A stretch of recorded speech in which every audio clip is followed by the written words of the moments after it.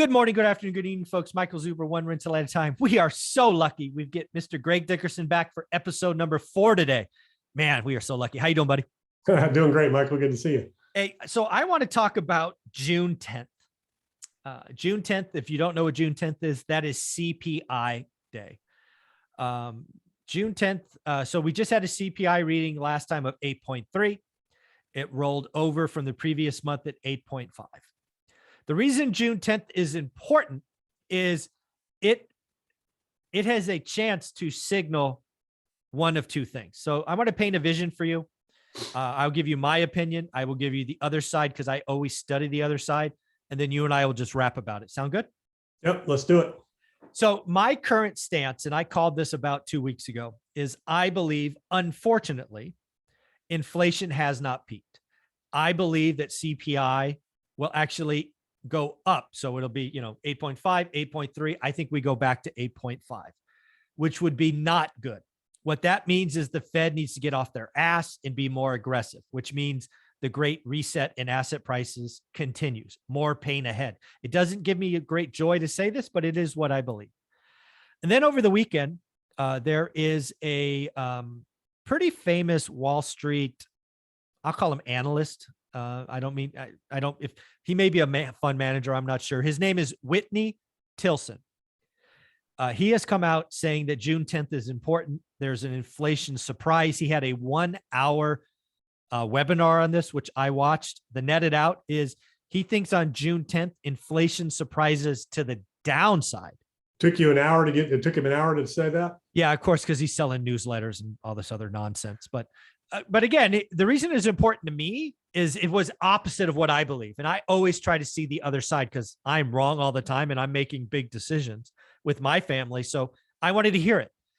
And again, if he's right, and again, inflation breaks and goes to, I don't know, 7.8, 7.7, something like that, that will be enough to give Fed cover to slow down. He actually believes that the Fed may not raise rates in June, because again, CPI June 10th comes out before the Fed meeting. So again, June 10th could be a pretty impressive day. It may signal to the Fed to get A, more aggressive, if I'm right, or B, back off, which again, if the Fed backs off, dude, the buy the dip crowd's going to go flipping nuts. So I just had to ask you, where do you come down on this? I'm throwing a lot at you. What do you think? Well, yeah, I mean, there's some banks that have come out, and have said the same thing, that, inflation's peak, CPI's peak. And when you look at core CPI and how it's measured and the things that they're measuring, I mean, they're right. Used car prices are coming down, starting to roll over a little bit. I don't know about new car prices, but I don't think they're counting the things that really impact inflation. When you look at the cost of housing and, energy and things like that are still up and going up and haven't come down. Food, I think, is food in CPI? I can't remember what all. It's not, they strip energy and food in core, but it is in headline. Yes. Okay. So core is one thing, headline's another. So I think headline's definitely going to be up. Some of the cores coming down, like, yeah, and let's be clear, I'm talking about headline, just so we so headline, I don't see that coming down. I think that's still going up. I see it every day. You see it every day. Yeah, everybody watching this sees it every day.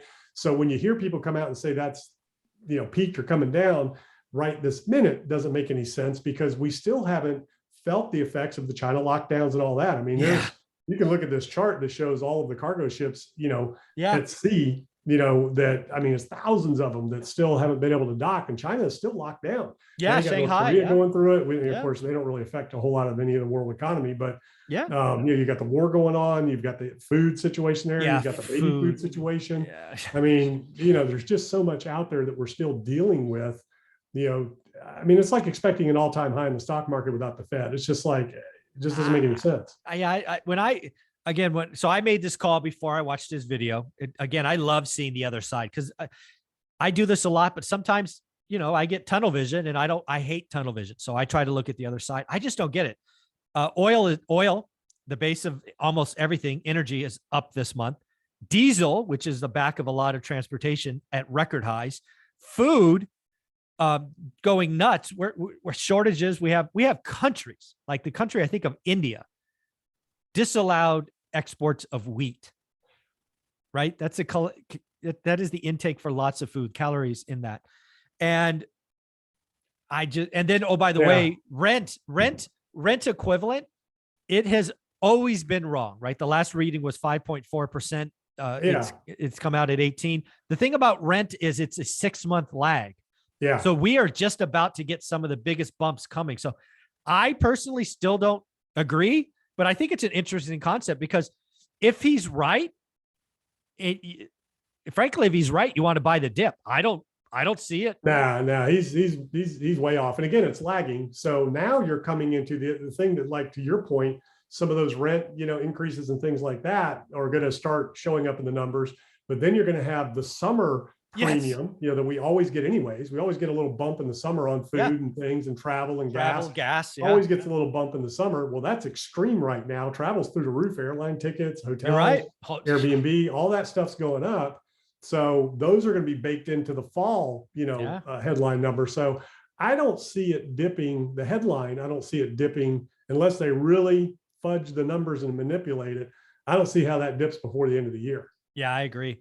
Yeah, I think we're certainly, again, there's some things in the number, like these things called base effect, that eventually small numbers roll off and big numbers come in. I don't see inflation going below 6-7% by the end, at least the headline number. Yeah, by their rates now. But at the consumer level, that makes the difference. Yeah, that ain't changing. Now there's some demand destruction out there. People are pulling back a little bit, and companies are laying off, and things like that. So there's, you're going to have a little bit of that, but that's just your demand destruction. That's not affecting prices. Yeah, it's a lot, in my opinion. It's a lot. This is like a slow moving train wreck. We just have the first, I don't know what it's called. I don't know what a train is called, but the first section is off. We still have all these other sections to kind of, again, to me, I haven't changed my call from 2 months ago. The recession is next year.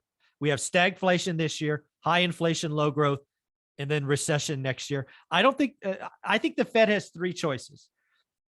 They're raising rates now. A lot of people, it's shocking to me how many people believe, and they seem to be all Wall Street people, the Fed's going to raise rates and they're going to come down this year.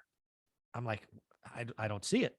There are some people that are like, the Fed's going to jack up and they're going to be even, like just stay flat for a year. And then there's the guys like me, they're like, dude, inflation is a problem. They can't change. We're going up to 3 and we'll ultimately get to 4 by the summer of next year. Do you have any thoughts on any of that? Well, the election cycle could play into a lot of that. So it depends on where we are from an inflation standpoint come the election. And, depending on the outcome of the election, that could change the Fed narrative, in terms of what they want to do and the direction they're going to head. But in the world that we're in right now, with inflation where it's at, the Fed has to keep fighting. That is their mission now. They've said, forget Wall Street. We don't care. Yeah, we are fighting inflation. And, they're going to let the markets do what they do without an outlier event like nuclear war or another pandemic or something like that. They're not going to rescue the markets just because they've raised interest rates. They've told the market, you're on your own. Yeah, Powell has told them 2 or 3 times in Fed speak that I don't care. I don't care. So I don't think you'll see them intervene, if they do at all, unless you get back to pandemic levels or March 2009 levels where the market just drops, 50, 60%. Then you might see them start to talk about something, but we're nowhere near that. I mean, you're only down 20. I don't even know where we're at today, but you're not even down 20% across the board. Just the NASDAQ, S&P might have just entered, depending on where it finishes the week out. Dow still, 15% down. So, I mean, we've got a long way to go before the Fed gets interested in intervening in the markets. Yeah, they're not. I think it's pretty clear. Again, what people don't realize is there's a lot of people that have experienced the Fed put, right? When we have inflation below 2%, the Fed can care about asset prices. We don't have 2% inflation. We have 8.5, arguably 11 or 12. I've actually corrected CPI for the correct rent calculation. It's over 11, right? So crazy stuff. Greg, where can people find you? Yeah, gregdickerson.com. That's where all my information lives. Go check it out. Thanks, buddy. I appreciate you.